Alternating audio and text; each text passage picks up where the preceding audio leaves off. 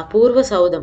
అది ఒక మారుమూల దేశం. ఆ దేశంలో ప్రజలైతే ఉన్నారు కానీ పాలించే రాజు లేడు. రాజు లేని ఆ దేశంలో ప్రజలు ఎవరిష్టం వచ్చినట్టు వాళ్ళు ప్రవర్తిస్తూ ఉండేవారు.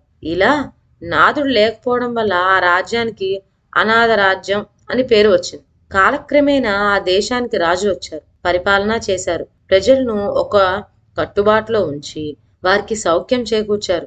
ఇన్ని మార్పులు వచ్చినా ఆ దేశానికి అనాదిగా ఉంటున్న అనాథ రాజ్యం అనే పేరు మాత్రం అలానే నిలిచిపోయింది. అటువంటి అనాథ రాజ్యాన్ని ఏలిన రాజుల్లో కృపసింహుడు ఒకడు. కృపసింహుడు తన హయాంలో ప్రజల క్షేమం కోరి ఎన్నో మార్పులు చేశాడు. కానీ ఆది నుండి వస్తున్న కొన్ని విడ్డూరపు ఆచారాల్ని మాత్రం సరిదిద్దలేకపోయాడు.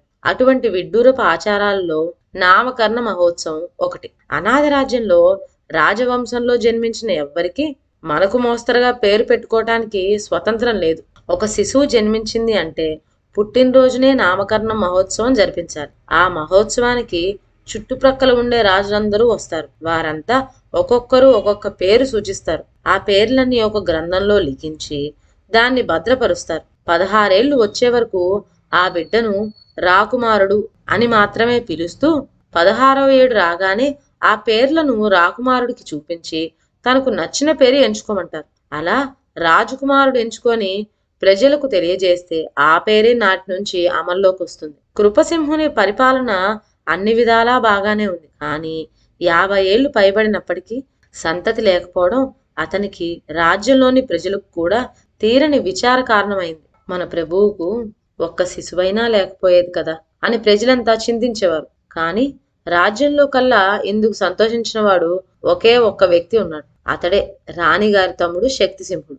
రాజు రాణి సంతతి కోసమని తప్పించిపోతూ ఉండగా శక్తిసింహుడు మాత్రం వారికి సంతతి కలగకూడదని ముక్కోటి దేవతలకు మొక్కుతూ ఉండేవాడు.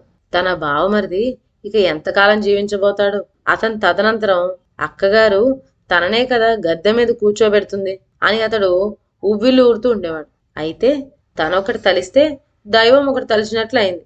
కృపసింహుడి తపస్సిద్ధి ఫలించి రాణి దేవిప్రియ గర్భం ధరించింది. ఇది తెలియగానే శక్తిసింహుడికి గుండెల్లో రాయి పడింది. రాజ్యంలో ప్రజలందరూ శుభవార్త ఎప్పుడు వింటామా అని కనిపెట్టుకునే ఉన్నారు. శక్తిసింహుడు మాత్రం లోపల కుళ్ళిపోతున్నాడు. తను కట్టుకున్న గాలిమేళ్లన్నీ కూలిపోతున్నాయే, ఇప్పుడు గత్యంతరం ఏమిటి అని దీర్ఘాలోచనలో పడ్డాడు. ఇక రేపో మాపో పురుడు వస్తుందనగా అతడు ఒకనాటి రాత్రి అంతఃపురం దాదిని రహస్యంగా పిలిచి, నాకు నీ వల్ల కాదగిన గొప్ప సహాయం ఒకటి ఉంది.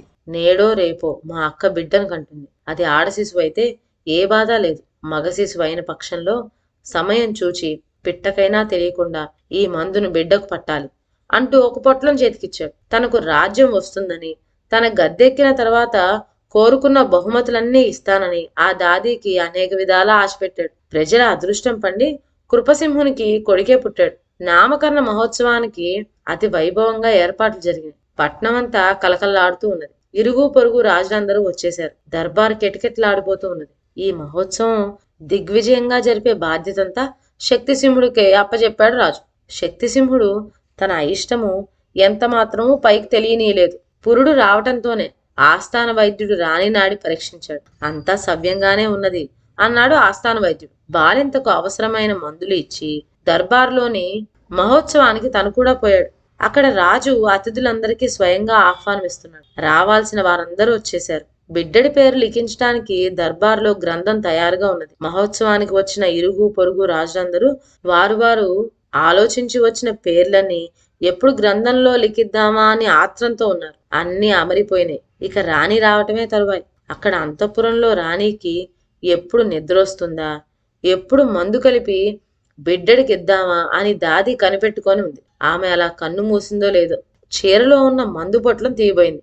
ఇంతలో రాజు పంపిన పరిచారకు వచ్చి గది వాకిట నిలబడి, అమ్మా, అంతా తమ రాకుకు ఎదురు చూస్తున్నారు అని చెప్పింది. దాది ఉలిక్కి పడిపోయింది. చీరలో ఉన్న పొట్లం తీయలేదు. రాణిని మెల్కొల్పి, అమ్మా, మహారాజు వారు కబురు పంపారు, ముస్తాబై త్వరగా వెళ్ళాలి అని తొందరపెట్టింది. రాణి లేచి ముస్తాబు చేసుకుంటోంది. ఈ అదును చూచి దాది మందుని బిడ్డకిచ్చే పాలల్లో కలిపేసింది. తొట్టిలో ఉన్న బిడ్డని తీసుకుంది. తీరా పాలు పట్టుబోయేటంతలో మళ్ళీ కబురొచ్చింది. అందరూ కనిపెట్టుకొని ఉన్నారని. ఈ కబురు వినగానే రాణి, ఓసి దాది, నువ్వు బిడ్డని ఎత్తుకొని ముందుగా సాగుతూ ఉండు, వెనకాతలే వచ్చేస్తాను అని రాజుగారితో మనవి చెయ్యి అన్నది.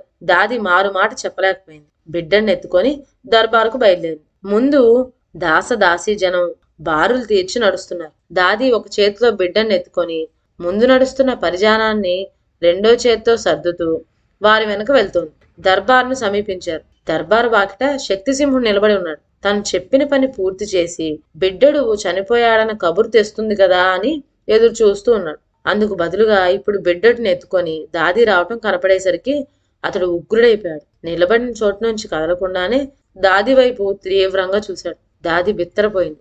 బిడ్డ జారి కింద పడి కెవ్వుమన్నది. అయితే మేళ తాళాలతో మారుమ్రోగుతున్న ఆ సమయంలో బిడ్డడి ఏడుపు ఎవరికి వినబడుతుంది? దాదికి ఒళ్ళు కంపించిపోయింది. గభీమని బిడ్డను లేవదీసి మామూలుగా ఎత్తుకుంది. అందరూ దర్బారు మందిరం చేరుకున్నారు. రాణిగారు వెనకాతలే వస్తున్నారని దాది రాజుకు చెప్పింది. ఇది విని రాజు ఆశ్చర్యపోయాడు. కబురు మీద కబురు వెళ్ళినా రాణి రాలేదు సరికదా, బిడ్డని ఒంటరిగా కూడా పంపిందే. ఒకవేళ స్వస్థగా లేదేమో, తమరొక పర్యం వెళ్లి రాణిగారిని చూసిరండి అని ఆస్థాన వైద్యుడిని పంపాడు.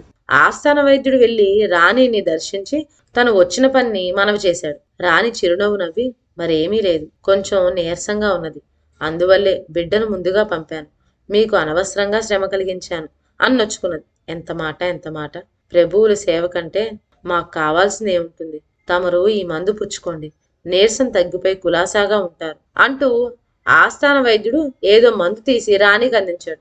రాణి అందుకుంటూ, ఇక తమరు వెళ్ళండి, క్షణంలో నేను వచ్చి చేరుకుంటాను, నా మాటగా మహారాజు వారికి మనవి చేయండి అన్నది.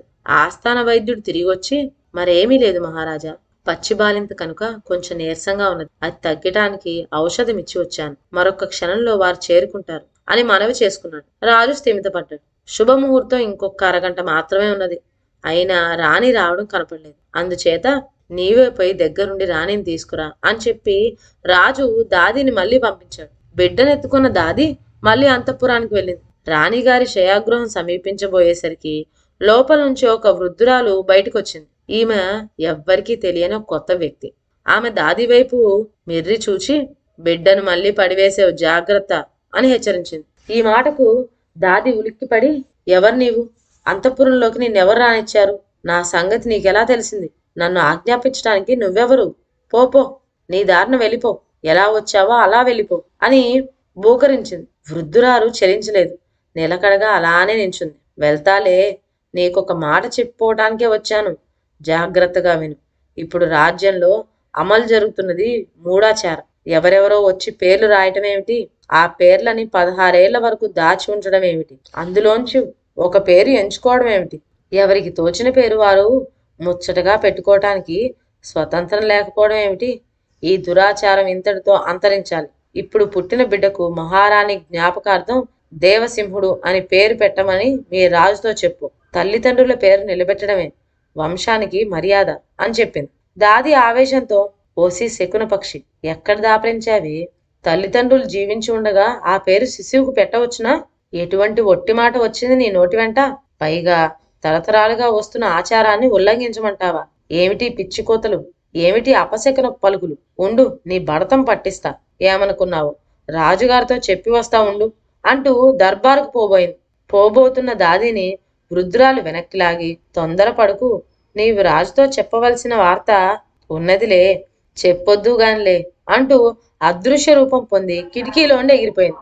దాది ఆవేశంతో ఉరకలేసుకుంటూ బిడ్డనెత్తుకొని దర్బారుకు పరిగెత్తింది. అక్కడ దర్బారులో రాణిగారు ఇంకా రాలేదేమిటి అని అందరూ ఎదురు చూస్తూ ఉన్నారు. ఇంతలో దాది ప్రవేశించింది. దాది కంగారులో ఉండటం చూచి రాజు కంగారు పడ్డాడు. రాజు కంగారు పట్టం చూచి మంత్రులు, మహోత్సవానికి వచ్చిన రాజులు, లక్షల కొద్ది ప్రజలు సందిగ్ధంలో పడ్డారు.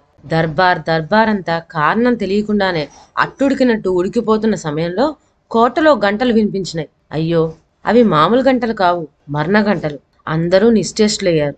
శరీరాలు కంపించిపోతున్నాయి. వంటి మీద చైతన్యం లేకుండానే ఒక్కొక్కళ్ళు గంటలు లెక్కిస్తున్నారు. అనాథ రాజ్యంలో ఇదొక ఆచారం. రాజకుటుంబంలో ఎవరైనా చనిపోతే ఆ చనిపోయిన వ్యక్తికి ఎన్నేళ్లున్నాయో అన్ని గంటలు కొడతారు. ఇప్పుడు ఎవరు మరణించారో గంటలు పూర్తయ్యే వరకు ఎవ్వరికూ తెలియదు. భయంతో బీతాహంతో హడలిపోతూ ఒక్కొక్కళ్ళు 1, 2, 3 అంటూ గంటలు లెక్కిస్తున్నారు.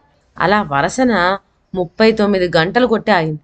39 ఏళ్ళు రాజకుటుంబంలో ఎవరికి ఉన్నాయా అని ప్రజలు గుసగుసలాడుతున్నారు. ఎక్కడి జనం అక్కడనే చెల్లాచెదరై వర్తమానం తెలుసుకోవాలనే ఆతృతతో కోట వైపు పరుగులు తీశారు.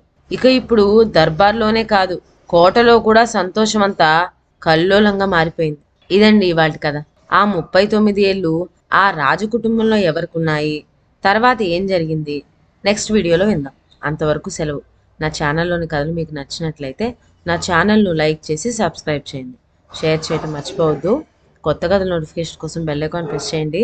Thank you.